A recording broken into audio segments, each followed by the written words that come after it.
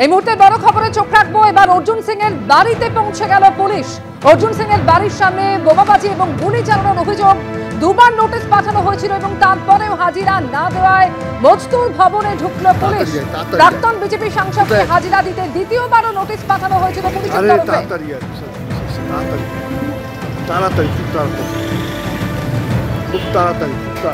অর্জুন সিং এর বাড়ির সামনে বোমাবাজি এবং গুলি চলার ঘটনা, দুবার নোটিশ দেওয়া হয় অর্জুন সিংকে।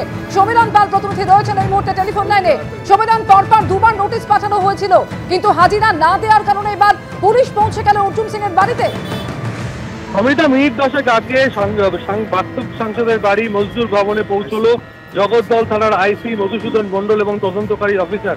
তুমি জানো যে সকাল 10টা এবং দুপুর 2টো দুবার জগদ্দল থানায় তাকে হাজিরা দেওয়ার জন্য নির্দেশ দেওয়া হয়েছিল, কিন্তু সেই নির্দেশ তিনি মানেননি এবং তিনি উত্তর পাঠিয়েছিলেন যে তিনি রাজনৈতিক কর্মকাণ্ডে ব্যস্ত রয়েছেন, সেই কারণে তিনি আসতে পারবেন না।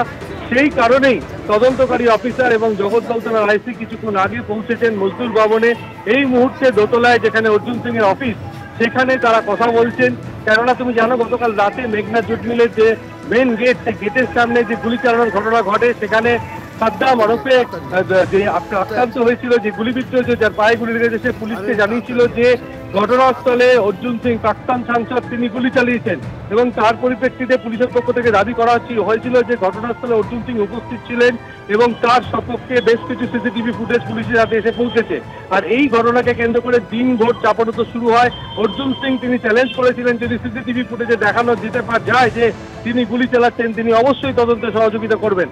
রাজনৈতিক কর্মকাণ্ডে ব্যস্ত বলে সকাল 10টায় যে নোটিশ দেওয়া হয়েছিল সে হাজিরা দেওয়ার জন্য তিনি হাজির হননি। তারপরে বেলা 11:30টার সময় তার বাড়িতে নোটিশ পৌঁছয় দ্বিতীয় দফায়।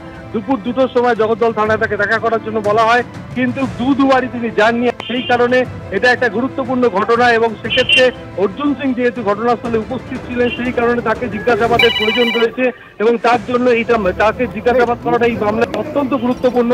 তুমি জানো যে এই ঘটনায় ইতিমধ্যে দুজনকে গ্রেপ্তার করে ব্যারাকপুর মহকুমা আদালতে পাঠানো হয়েছে। সেই কারণে প্রাক্তন সাংসদ যেহেতু ঘটনাস্থলে তাকে জিজ্ঞাসাবাদ করতে এই মুহূর্তে পুলিশ পৌঁছে গিয়েছে অর্জুন সিং এর বাড়িতে। সঙ্গে থাকো সমীরণ।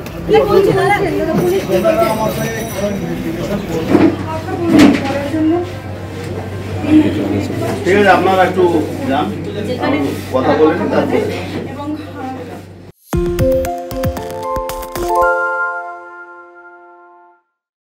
সত্য অন্তহীন, সত্যের খোঁজও তাই, সত্য সন্ধানে তাই আমরা অক্লান্ত, অকুতভয়। এবিপি আনন্দ নতুন ভাবনার প্রতীক, যা মনে মুক্ত, তথ্যে যুক্ত এবং যাবতীয় সীমানার বাঁধন থেকে মুক্ত। সীমা না শব্দটির মধ্যে লুকিয়ে আছে মানা শব্দটি, যেন চোখ রাঙানি এক অদৃশ্য ব্যানাজার, যা আটকে রাখে আমাদের এক ছোট্ট গণ্ডির মধ্যে।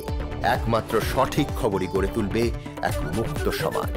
সেই জগৎ গড়ার লক্ষ্যে কোনো সীমানার ঠুকুটি আমরা মানব না। এবিপি আনন্দ এগিয়ে থাকে, এগিয়ে রাখে।